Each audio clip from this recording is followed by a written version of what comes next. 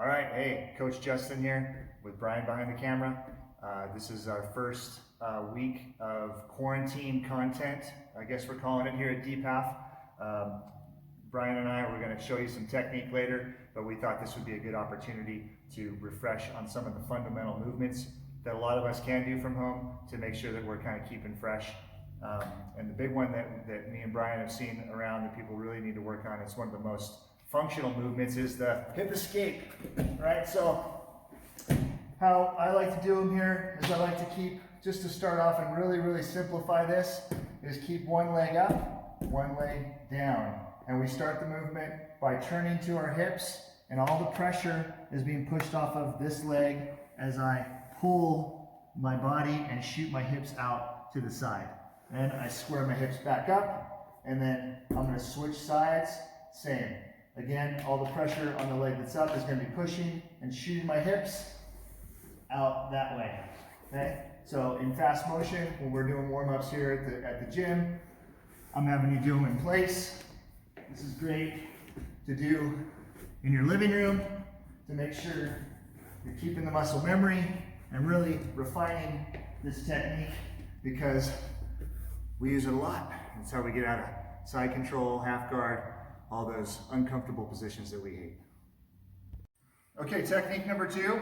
This is more of a kind of calisthenic, gets the body warm, but there's also some really good hip movement and loosening of the hips. It's actually, I just learned this from my boy Brian. He's opted me to do it. Thank you, buddy. It's the jiu-jitsu burpee, okay?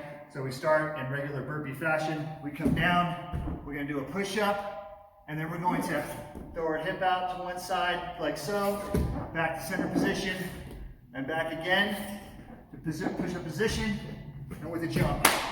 And you're gonna do that, at least do 10. So here we go.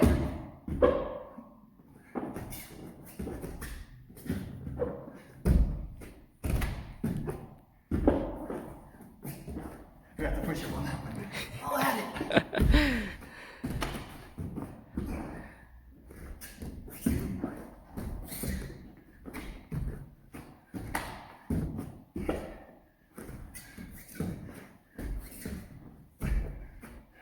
You get the idea. Okay, technique number 3, or warm up if you will. Another important movement, it's good to commit to muscle memory, is a basic bridge. Okay? This is where you're going to create the space needed to escape from underneath an opponent that's playing a lot of pressure game. And what I like to do is really load my hips up.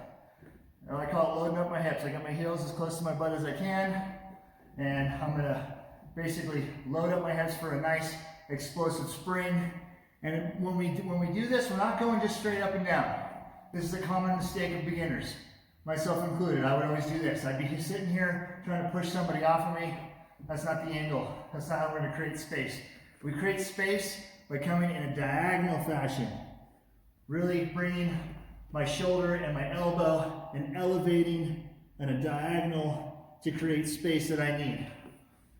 So I'm gonna go back and forth here, practice getting my heels as close as I can, because that's where I'm gonna get the most explosiveness.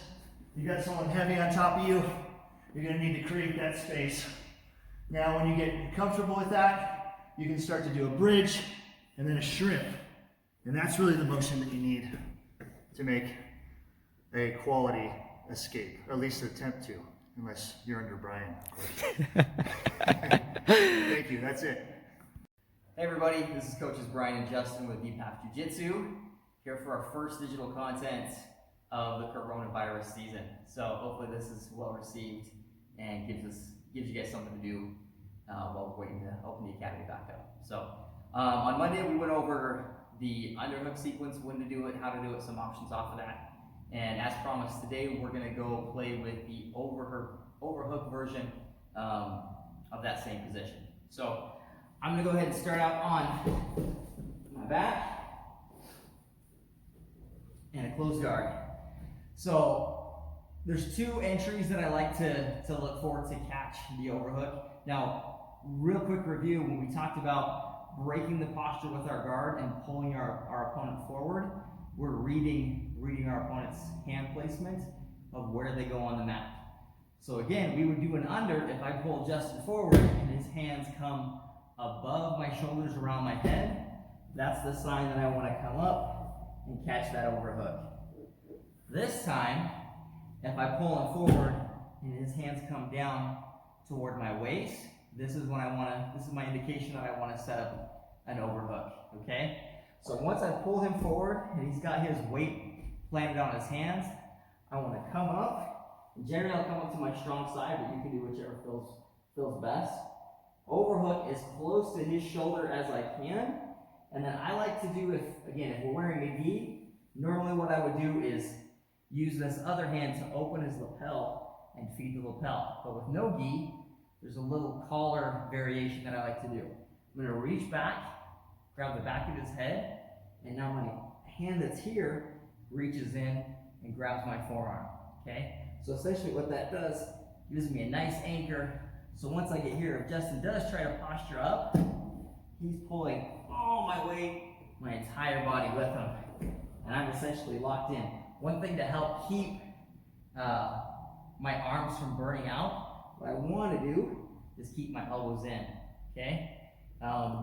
The more flared out my elbows are, the looser it is, and the easier it is for him to get in there, okay? So what I want to do, similar to like if you're riding a horse, or you see the bull riders, when they'll grab that grip, they'll get their elbows in really tight and try to get that elbow on their hip to kind of have everything as one stable unit. So I'm really looking to do the same thing. I've got my overhook here, grabbing the head, and I'm bringing my elbows in as tightly as I can. And once I have that locked, now it's just keeping the grip and focusing on bringing my elbows in. It's not as much pressure on my biceps or my shoulders or my back, okay? So once I've gotten to this point, that's our first entry, okay? The second way that I'll get to this time, Justin's not gonna let me break his posture down. He's keeping back. A lot of times, you'll get guys that'll start putting their hands on your hips, on your waist, will not let you pull them forward, okay? So this is a great opportunity to go for a bump sweep. So I want to set out on this hand right here, open my guard. I'm going to try to drive my hips up and into my opponent. Now, if he lets me sweep him, great. But more often than not, what's going to happen is this hand is going to come around my hip and he's going to drive my weight back to the mat. Now, as he does that, I'm taking this arm, overhooking here.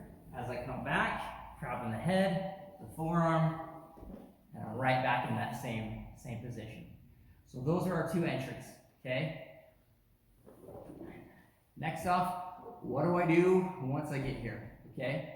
So you'll hear me talk a lot about looking at your opponent in two aspects, upper body and lower body, okay? So in this case, I've got my overhook, controlling the head, the posture. Now the upper body's taken care of, okay? Now what I want to do is start getting active with my lower body. So instead of staying squared up with Justin, to make him do something, create some discomfort, and a lot of times just opening your guard will incentivize your opponent to try to pass and move, right?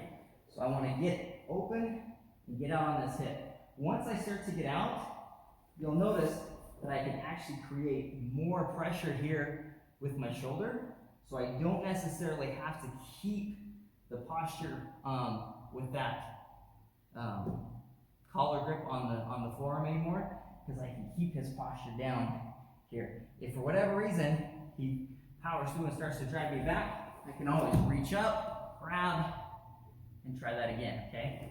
But once I've established it, what I prefer to do, start to shrink my hips out, keep this far foot near around his hip, okay? That's gonna give me some options in terms of what I wanna do. So the first thing is, what happens if he drives forward and away from me, okay? As Justin starts to come forward here, I'm gonna bring this arm down and just push over into top, okay? It's actually really easy. We're using essentially what wrestlers will use as a whizzer. As I'm coming out and he's driving, I'm keeping his force down and putting all my pressure on that shoulder. It's really hard for him to try to stay up. Once he goes down, I'm gonna drive my chest forward, cross face here. Okay, I've got everything controlled. And that's our first variation. The second, this time, Justin, instead of driving away, he's driving forward and into me. So what's gonna happen is, if I notice he's doing that, the foot that was on the hip drops down into this butterfly hook. And now I'm timing this. I don't wanna try to do it too early. I wanna let him initiate that contact and drive into me. I'm gonna keep my right elbow that's here locked in, use that left hook, and sweep him over to that opposite side since he has nothing to base with. So again, I hooked it here, he starts to drive in, I lift, and sweep over, and land in the mountain position, okay? I'll show a couple of things you can do from here, but that's essentially the second part of that. We've got two more options that we're gonna go over in terms of the reaction of our opponent. Okay? Again, so I'm over, put it on the hip. I can keep this either up or on the outside. I like to keep it more around the hip so I have some variation of what I can do with it. This time, if Justin is backing away and going to this opposite side, right, and sitting back, I'm gonna sit up. Now this right arm is gonna come through and I'm gonna reach for his hip, okay? I'm now doing the same thing as I did before. I'm driving that forward, and I've got this elbow completely trapped inside. One thing that we can also do, if he tries to drive back into us, since I've already got this arm here, it's a great opportunity to set up a Darce choke or modified anaconda there. So that's option number 3. We've got one more that we're going to do. I brought that arm over, I'm out. Now instead of backing up that direction, he starts to move the other. As he comes out, I'm going to come over the top, and I've got an arm in guillotine, okay? Again, I can still set up different variations of that Darce, but for this sake, I'm going to go palm down right here, grab that far side, keep that elbow up high, squeeze that in, and squeeze them together, okay? If midway through this, he changes direction and tries going back into me, no big deal. I can still finish from the guard position. So those are 4 different things that we can do from the guard with the overhook. We'll show one bonus of what you can do, or 2 things I guess I should say.